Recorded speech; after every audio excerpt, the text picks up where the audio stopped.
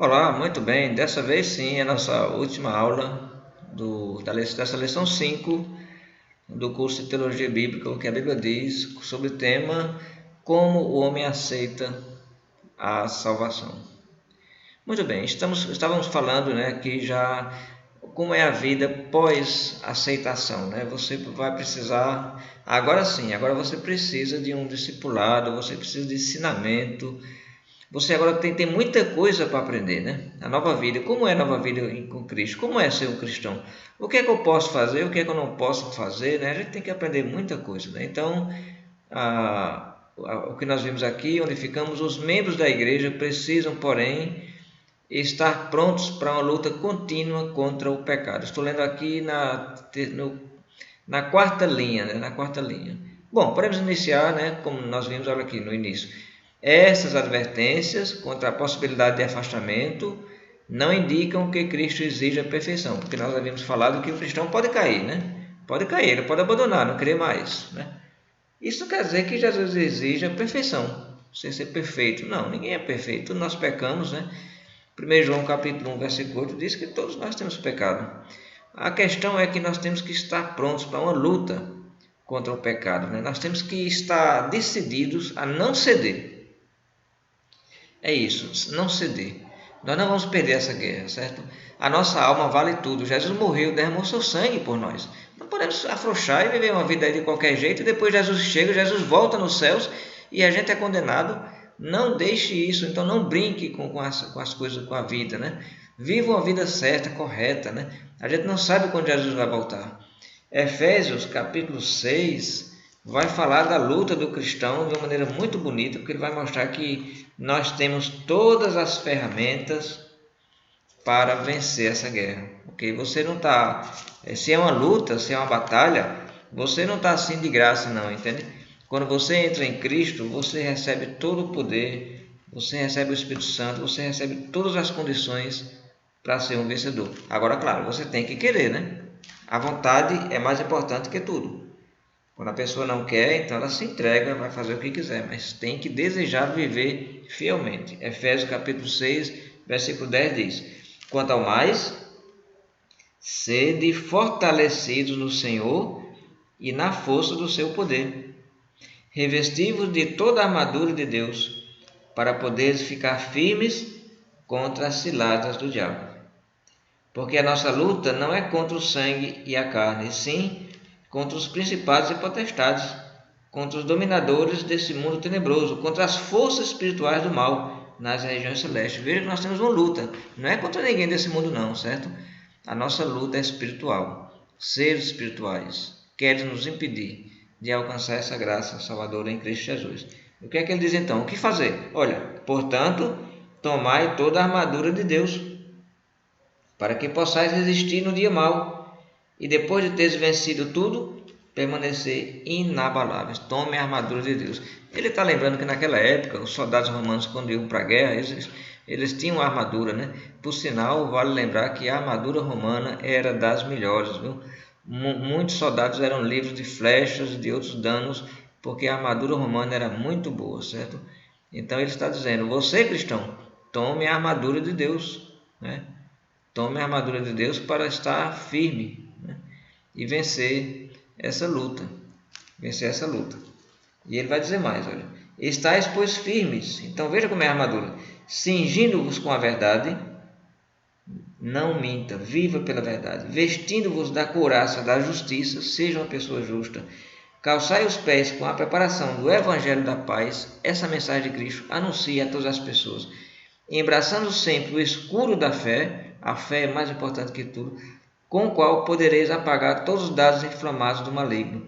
Tomai também o capacete da salvação e a espada do Espírito, que é a palavra de Deus. Olha aí, essa é a armadura que você tem que tomar para ser um vencedor. Não é isso? Então, acredite, você tem condições de vencer essa luta. Então, quando os cristãos cometem pecado, como é que fica, hein? Alguém vai dizer, e aí, o que é que acontece comigo? Vou ser condenado? Bem, quando os cristãos cometem pecado, precisam se livrar dele, né? Romanos capítulo 6, versículo 1 a 2 diz, como é que vamos viver no pecado? Nós morremos para ele, né? Então tem que fazer alguma coisa. O que fazer então? Você tem que ir ao mediador. Quem é o mediador? É o pastor da igreja? É o pregador? O mediador é Cristo. Sim, é válido buscar os irmãos, confessar, né? A gente apoia um ao outro. A palavra diz, levar as cargas uns dos outros. A confissão para o irmão é uma coisa muito saudável, né? Procurar alguém de sua absoluta confiança, poder compartilhar essa luta. Isso não é ruim, a Bíblia orienta isso, né? Mas também a Bíblia diz que também temos Cristo como nosso mediador, né? E Ele nos concede esse perdão. 1 João, capítulo 2, vamos ver aqui. 1 João, capítulo 2, versículo 1 a 2 diz: Filhinhos meus, estas coisas vos escrevo para que não pequeis. Se todavia alguém pecar, olha aí, e agora? E se alguém pecar depois de ter aceitado a fé, arrependido, sido batizado, recebido todo o perdão, e agora eu fiz uma coisa errada, e agora? Então ele diz: se todavia alguém pecar, temos advogado junto ao Pai, Jesus Cristo o justo, e Ele é a propiciação pelos nossos pecados, e não somente pelos nossos próprios, mas ainda pelo do mundo inteiro. Então, está vendo aí? Pecou, vai a Jesus. Ele é como advogado. O que é que o advogado faz? A gente está com problema, está com causa, vamos ter um prejuízo e, né, precisamos de uma ajuda. A gente vai até o advogado e ele cuida de tudo, não é isso? Ele cuida de tudo, ele cuida da papelada, ele resolve tudo. É uma maravilha, muito bom, né? Então, Jesus é nosso advogado. Vai Jesus, né? Vá a Ele e seja sincero, confesse, né? Você pecou, entendeu? E Ele lhe dará o livramento. Que lhes concede perdão integral depois da confissão dos pecados. 1 João capítulo 1, versículo 9. Versículo 9. Ele diz: se confessarmos nossos pecados, Ele é fiel e justo para nos perdoar os pecados e nos purificar de toda injustiça. Está vendo? Confie em Jesus. Confessa a Ele. Ele vai lhe perdoar, né? Então, Ele nos concede perdão integral depois da confissão dos pecados, depois do arrependimento, Atos 8, 22, né? Falando sobre o arrependimento necessário, a pessoa se arrepende, então, e das orações a Deus, né? Então, depois da confissão dos pecados, como nós vimos nessa passagem, se confessar os seus pecados, depois do arrependimento, que é citado aqui em Atos capítulo 8, deixa eu ver essa passagem aqui, Atos capítulo 8, aqui acho que tem um arrependimento de alguém. Vamos ver quem é. Atos capítulo 8, versículo 22. Diz assim: arrepende-te, pois, da tua maldade e roga ao Senhor. Talvez te seja perdoado o intento do coração. É Pedro falando para alguém aqui que fez alguma coisa errada, certo? Por que ele diz talvez te seja perdoado? Porque o arrependimento vai depender da sinceridade, não é verdade? Se o arrependimento for sincero, com certeza você vai ter o perdão de Deus. Enfim, a pessoa salva passa então a considerar Cristo e a igreja como as coisas mais importantes em sua vida. Qual é a coisa mais importante da vida? Bom, primeiramente as pessoas vão ter a família, né? O que é mais importante? É a família, né? É a mulher, é a mãe, é o pai, é os filhos, né? É o emprego, né? A saúde. Não, agora você tem coisas mais importantes do que tudo isso.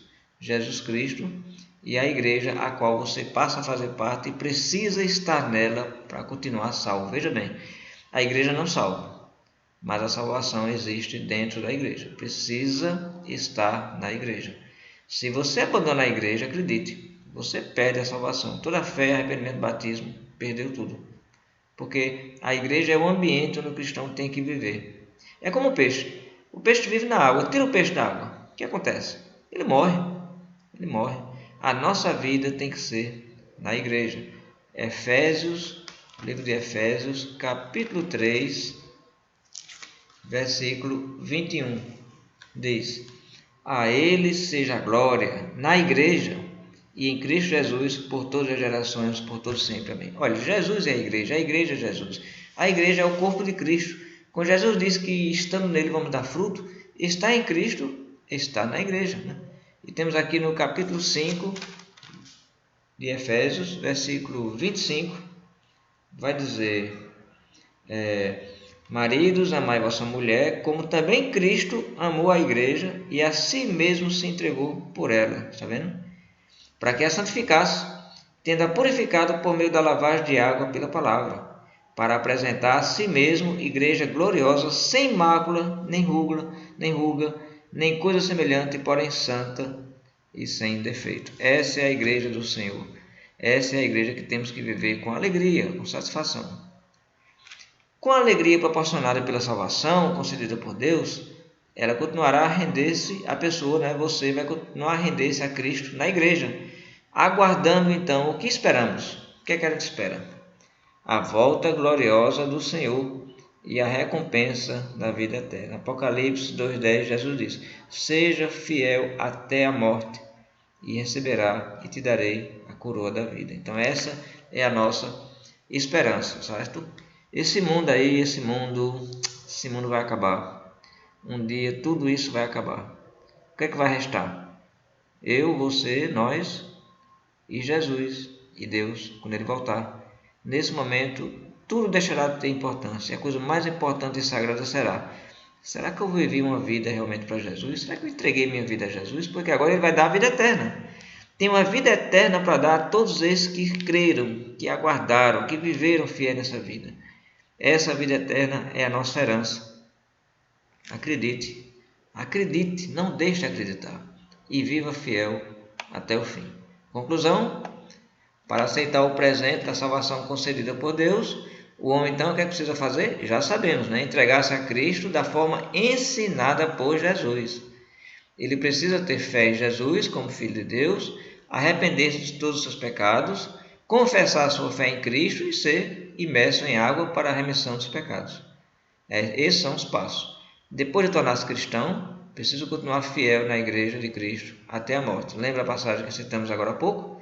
Seja fiel até a morte e dar-te a coroa da vida. Você lê o livro de Atos, você vê como foi que as pessoas se entregaram a Deus. Lembra aquela tabela no início da lição? Todos eles fizeram exatamente isso. Creram, se arrependeram, confessaram e foram batizados. O que é que nós temos que fazer? Exatamente isso. Esses são os passos a seguir. Parabéns! Muito bem, você acaba de concluir mais uma lição, a 5ª lição. Olha, o nosso desejo é que o Senhor te inspire em buscar verdadeiramente mais e mais a Deus.